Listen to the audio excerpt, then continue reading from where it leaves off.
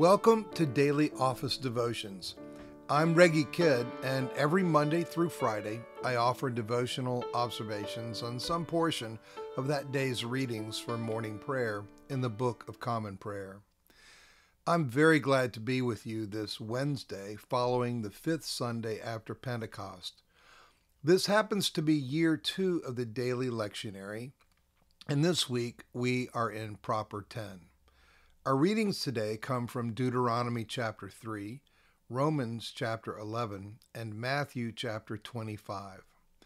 A couple of rich truths to take in from Jesus and Paul today. From Jesus, the king will answer and say to them, "Truly I say to you, to the extent that you did it to one of these brothers of mine, even to the least of them, you did it to me." Matthew chapter 25, verse 40. Wow!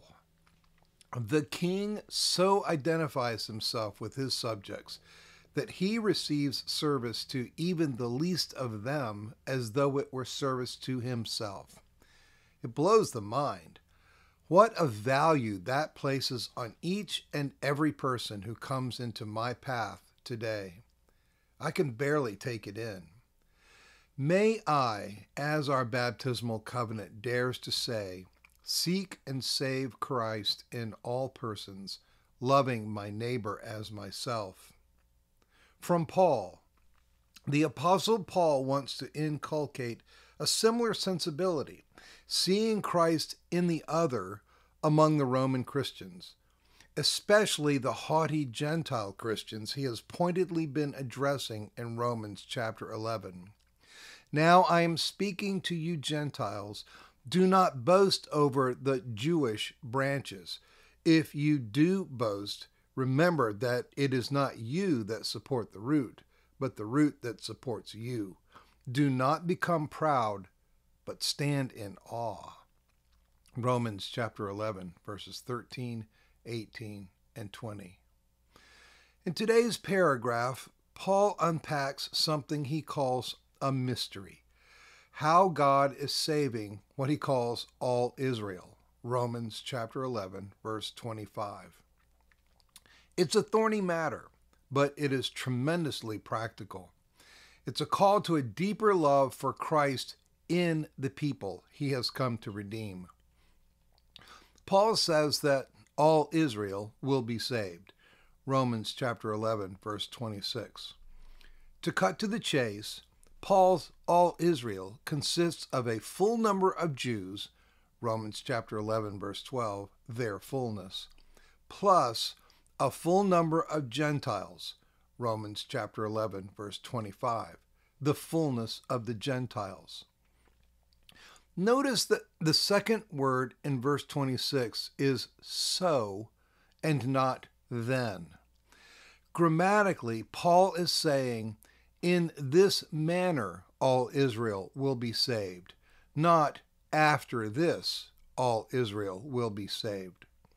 Some interpreters wrongly, very wrongly in my view, think that Paul means that after a period of time in which God brings in the fullness of the Gentiles, he will reverse course, say by rapturing the Gentile church up to heaven, and begin working again among Jewish people to save all Israel. No, that's not what Paul is saying. What he's saying is that a partial hardening of Jews is the mysterious means by which God is saving Jews and Gentiles together right now in an Israel that has been reconstituted in and around Jesus Christ. In this Israel, Jew and Gentile are equally members of the olive tree, fellow citizens of Israel and members of the household, fellow heirs, fellow members of the body, fellow partakers of the promise. Ephesians chapter 2, verse 19 and 3:6. Paul's all Israel is the Israel of God that he has also referred to in Galatians chapter 6, verse 15. All the sons and daughters of Abraham, children of God through faith, baptized into and clothed with Christ.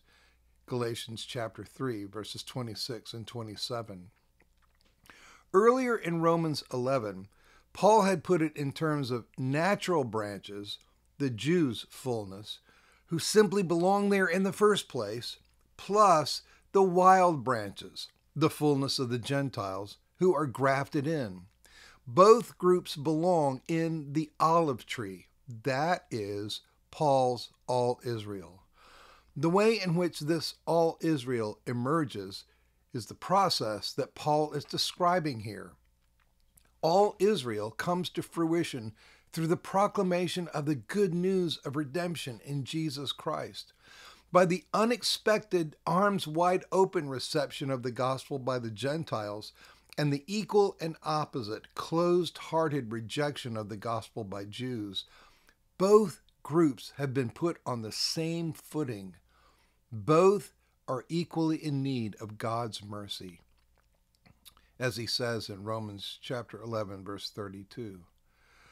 For God has imprisoned all in obedience, so that he may be merciful to all.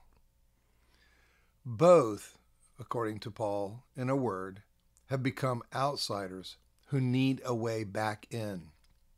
The good news is that the way is open. The way is Jesus Christ. Natural branches that have been broken off can be grafted back in simply by the obedience of faith. Romans chapter 11, verse 23. And this is Paul's urgent hope for Jewish non-believers. Conversely, wild branches who have been grafted in, but who scoff at those who have been displaced, can be broken off again simply by the lack of faith that their pride expresses. Romans chapter 11, verse 21. This is Paul's desperate warning to anti-Jewish Gentile believers. This is Paul's sheep and goats passage.